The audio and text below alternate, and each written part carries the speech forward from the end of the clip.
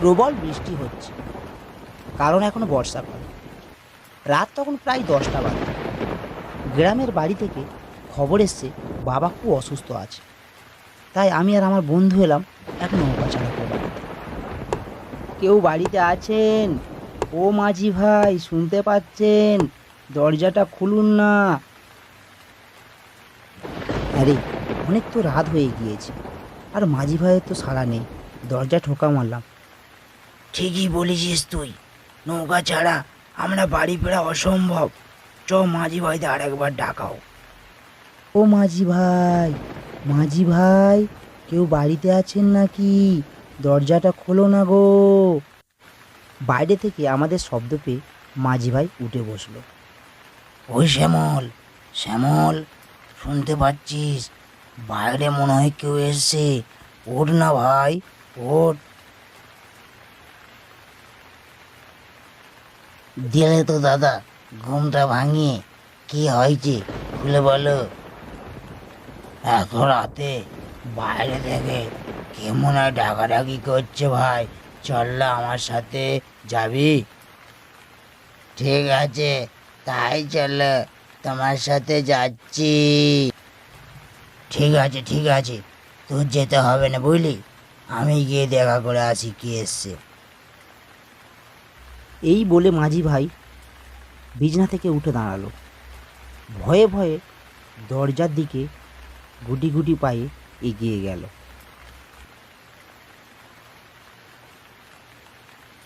তোমরা কারা ভাই? এত রাতে আমাকে ডাকছো কেন? কি চাই?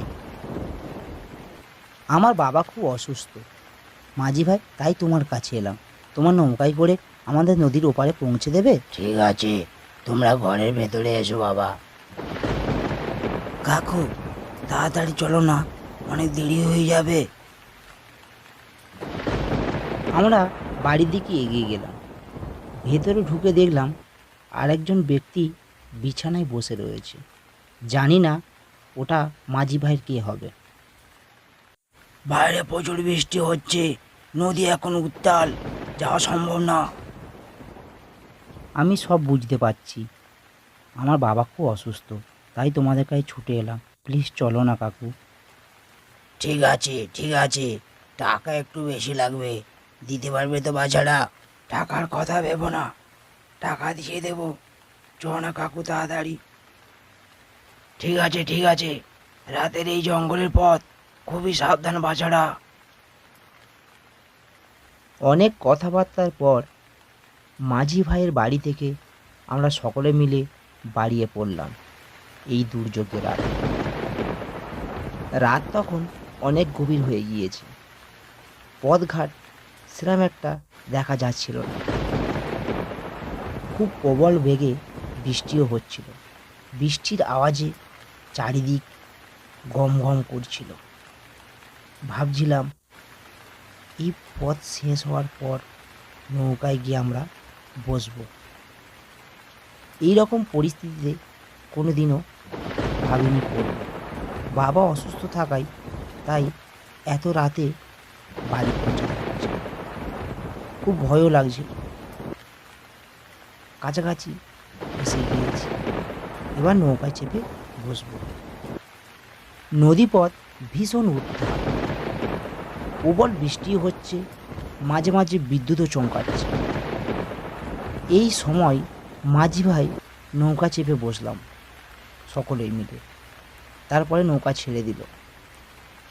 ভাবছিলাম বাড়ি পৌঁছাতে পারবো তো এই দুর্যোগের রাতে?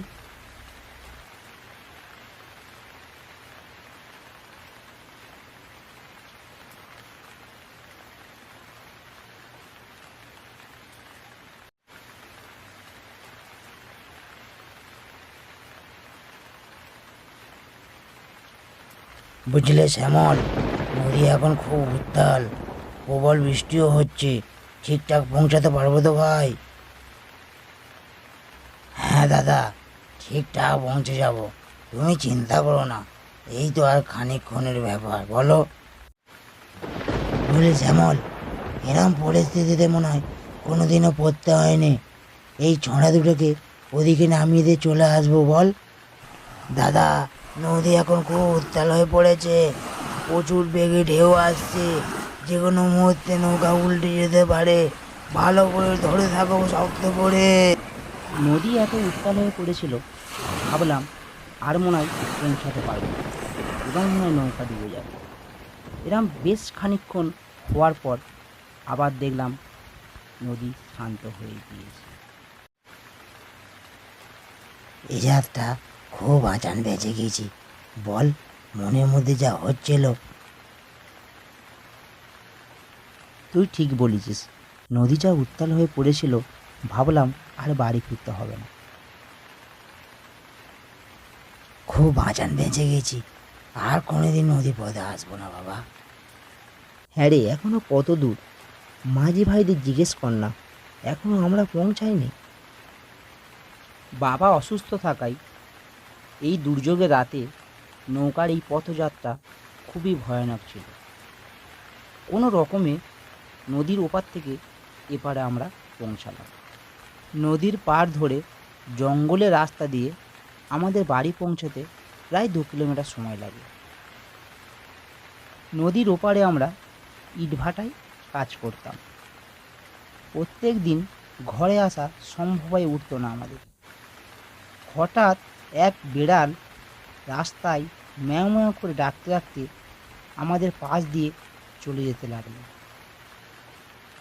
প্রত্যেক সপ্তাহে আমরা দিনের বেলা বাড়ি ফিরতাম। আমার বন্ধুর নাম হচ্ছে কমল, ও আমাদেরই গ্রামের ছেলে। একসাথে দুজনই নদীর ওপারে কাজ করি।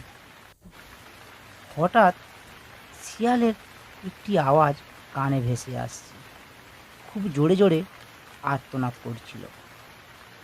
এই গভীর জঙ্গলের পথে আমরা আগে কোনো দিন রাতের সম্মুখীন হইনি, এই প্রথমবার হলাম। আমাদের গ্রামের আগে একটি গ্রাম পড়ে, নাম হচ্ছে কুন্তলি গ্রাম। গ্রামটা খুবই ছোট, কয়েকটা ঘর রয়েছে। সেই গ্রামে আমরা এসে দাঁড়ালাম।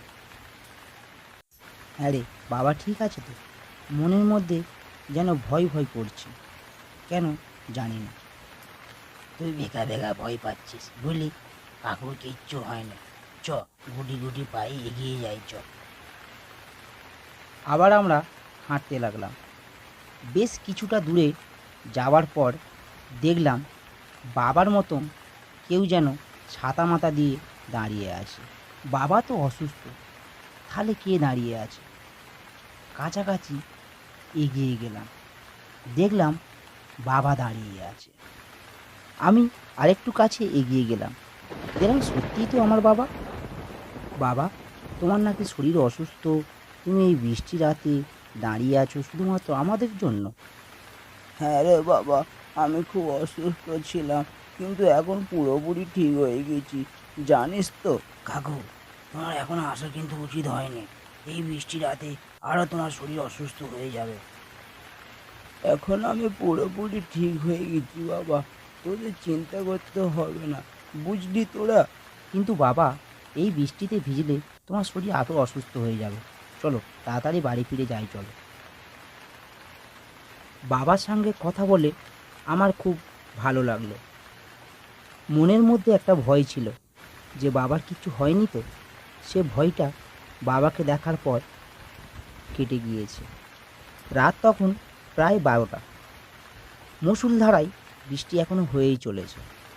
কিন্তু মনের মধ্যে একটাই ভাবনা ছিল, এত রাত হয়ে গিয়েছে, বাবা আমাদের আনতে এসছে, এটা ঠিকঠাক মেনে নিতে পারছিলাম না আমি। আবার ভাবলাম আমাকে তো খুবই আমার বাবা ভালোবাসে, আসাটা স্বাভাবিক। এই সব কথা ভাবতে ভাবতে কখন যে বাড়ির কাছাকাছি এসে গিয়েছি সেটা আমি বুঝতে পারিনি।